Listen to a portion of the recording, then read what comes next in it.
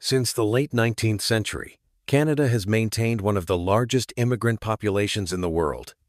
People from countries such as India, the Philippines, China, and several African states have continued to migrate and settle there. For decades, Canada has been associated with the promise of good jobs, relatively high wages, personal safety, and steady economic expansion. These conditions created demand across key sectors, including healthcare, construction, logistics, agriculture, and technology.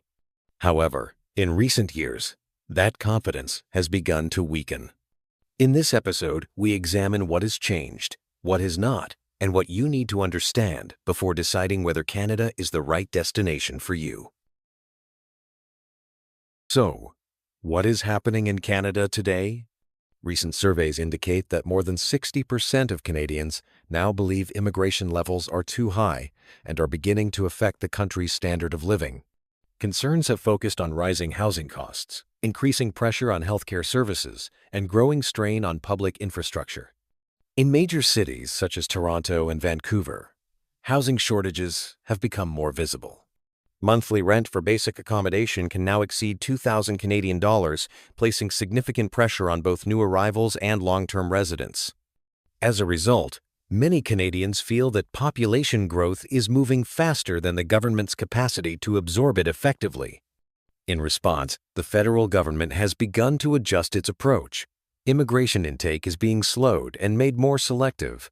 New policies have been introduced, and applications, particularly for temporary permits, are now subject to closer scrutiny. But this raises an important question. What happens to an economy with an aging population, low birth rates, and a continued demand for skilled labor? The answer is that Canada is not closing its doors. Instead, they are beginning to focus on aligning immigration with their specific economic needs and realities. For some, this means lower chances of entry. For others, those with in-demand skills and the ability to work in targeted sectors, the opportunity remains very real. So, who wins and loses in these new realities? In Canada today, practical sectors remains highly demanding. The healthcare sector continues to top the list. Canada continues to demand for skilled healthcare practitioner for her aging population and low birth rate. This means that nurses, personal support workers, caregivers, and medical technicians continues to enjoy our high chances of gaining Canadian entry. Next on the list are skilled traders. Electricians, plumbers, welders, mechanics, and construction workers continues to fall in short supply across the country.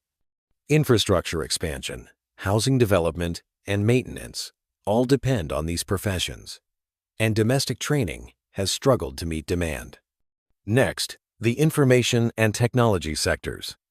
Although this might seem more complex due to the increasing competition in the sector, but software engineers, data analysts, cybersecurity specialists, and artificial intelligence professionals are still needed.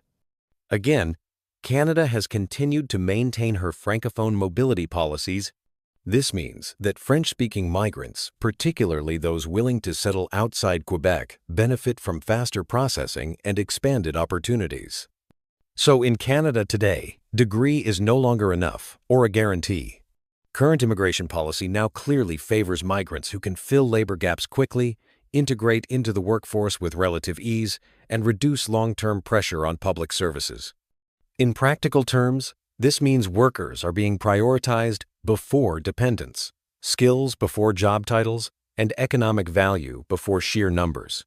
Foreign students are also losing out with the new realities. Although they are not totally off the radar, studying in Canada can still open doors, but it is no longer a guaranteed route to settlement. Tuition fees are also high, working hours are limited, and securing employment after graduation has become increasingly uncertain. What does this mean for immigrants? The landscape has shifted, and so also have the central question. It is no longer simply, does Canada need immigrants? It is, does Canada need you? And do you fit what the country is looking for right now? While this recalibration is most visible in Canada, similar dynamics are emerging elsewhere. Across Europe, countries such as Germany, Portugal, the Netherlands, and parts of Scandinavia are increasingly appearing on the migration radar, offering structured pathways, labor demand, and relatively stable settlement prospects. In our subsequent episodes, we will discuss these destinations in detail, what they offer, who they favor, and who they may not. Until then, we invite you to stay with us, share your perspective, and comment your thoughts on what today's global migration realities truly mean.